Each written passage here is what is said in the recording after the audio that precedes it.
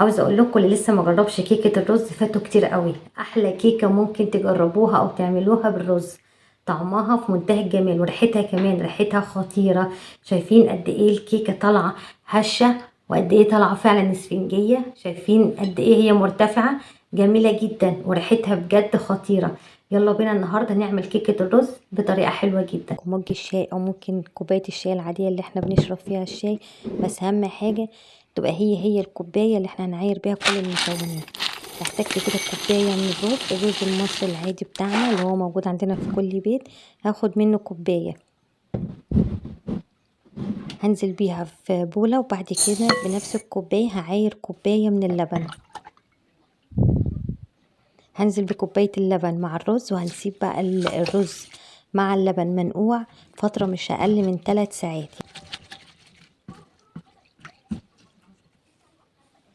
وده شكل الريزو بعد ما سيبناه، او الرز بعد ما سيبناه منقوع حوالي 3 ساعات. يعني انتوا تسيبوه منقوع حوالي 3 ساعات، يعني من ساعتين ل3 ساعات.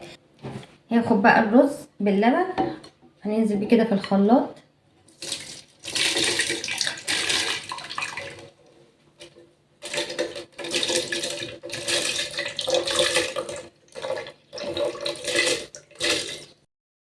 هضيف كمان 3 بيضات، ولازم البيض يكون بدرجة حرارة الغرفة.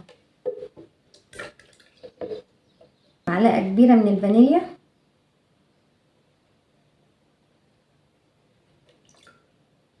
البيض مع الرز مع اللبن لغاية ما يبقى خليط ناعم.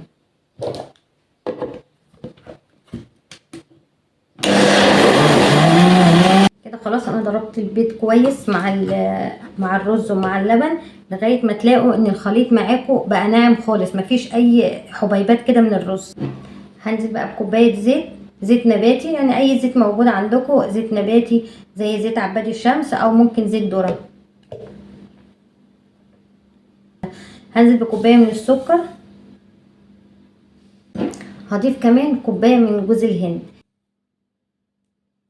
هضيف كمان كوبايه من الحليب المكثف.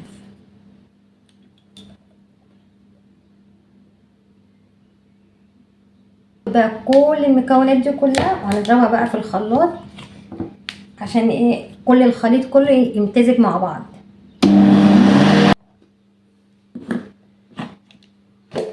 ده شكل الخليط بعد ما يعني ما ضربناه كويس. لازم يبقى الخليط معاكم ناعم بالشكل دوت، لازم يبقى ناعم مفيش اي حبايه رز. يعني شايفين بقى الخليط، وهننزل بيه في البوله كده.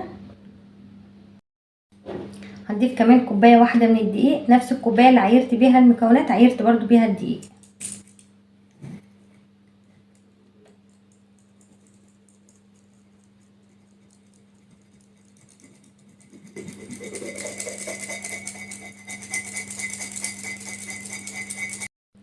هضيف كمان نص معلقه صغيره من الملح، هضيف كمان باكو من البيكنج باودر.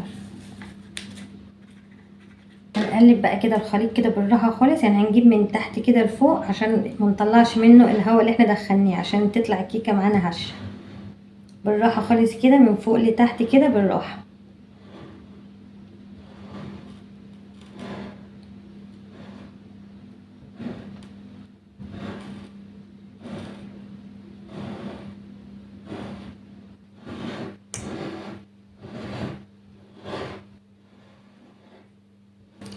الصينيه دي اللي انا هستخدمها دي مقاسها 28. انتوا ممكن تستخدموا كمان صينيه، يعني الخليط اللي احنا عملناه ده ياخد صينيه مقاسها 26 ل 28. هنا انا دهنتها في الاول كده بدهنه خفيفه من الزبده، وبعد كده قصيت ورقه زبده وحطيتها من تحت. او ممكن تدهنوها زبده وبعد كده ترشوها رشه خفيفه كده من الدقيق، وبعد كده تنفضوا الصينيه تنزلوا منها اي دقيق زياده. هناخد بقى الخليط وابتدي بقى نصبه في الصينيه. شايفين الخليط حلو جدا، شايفين قد ايه قوامه جميل جدا. ناخد بقى الزيادات ديت اللي في البوله ننزلها كده في الصينيه.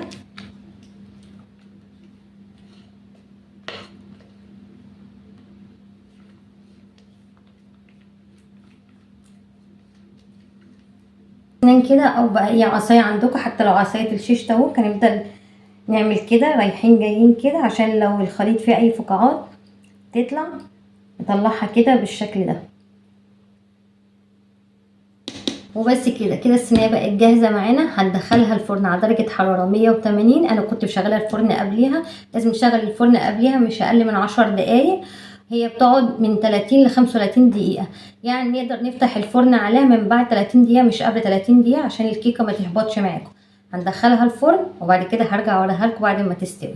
وده شكلها بعد ما خرجت من الفرن. هي خدت معايا 45 دقيقه، يعني هي هتاخد معاكم من 35 دقيقة لغاية 45 دقيقة. هي خدت معايا 45 دقيقة على درجة حرارة 180.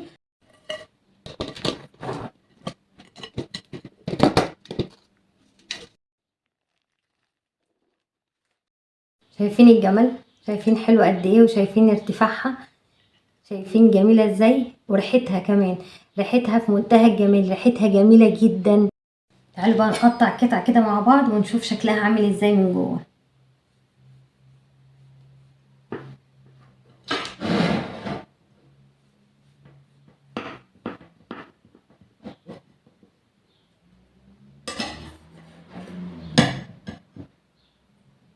بصوا بصوا الجمال، بصوا شايفين قد ايه بجد. هي خطيرة خطيرة جدا، جميلة منتهى الجمال. تعالوا نقطع مع بعض كده ونشوفها عاملة ازاي من جوه. شايفين بجد من احلى واجمل الكيكات اللي انتم ممكن تجربوها. انا طبعا ما صبرتش عليها لما تبرد، هي لسه كمان سخنة، يعني كل ما تبرد كل ما هيبقى احسن طبعا، وهيبقى قوامها كمان متماسك. بصوا جمالها، بصوا حلوة بجد قد ايه. بصوا ارتفاعها، هي لسه كمان سخنة، يعني كل ما هتبرد كل ما هتبقى احلى. شايفين قد ايه هي جميلة، قد ايه بجد ارتفاعها من احلى الكيكات اللي انتم ممكن تجربوها. خطيرة بجد، وطعمها في منتهى الجمال. وعلى فكرة السكر بتاعها مظبوط جدا جدا. كده وصلنا لنهاية فيديو النهاردة. اتمنى يكون الفيديو عجبكم. جربوا كيكة الرز وقولوا رأيكم فيها ايه. وبألف هنا على كل هيجرب وصفة النهاردة، واشوفكم تاني على خير في فيديو جديد، وباي باي.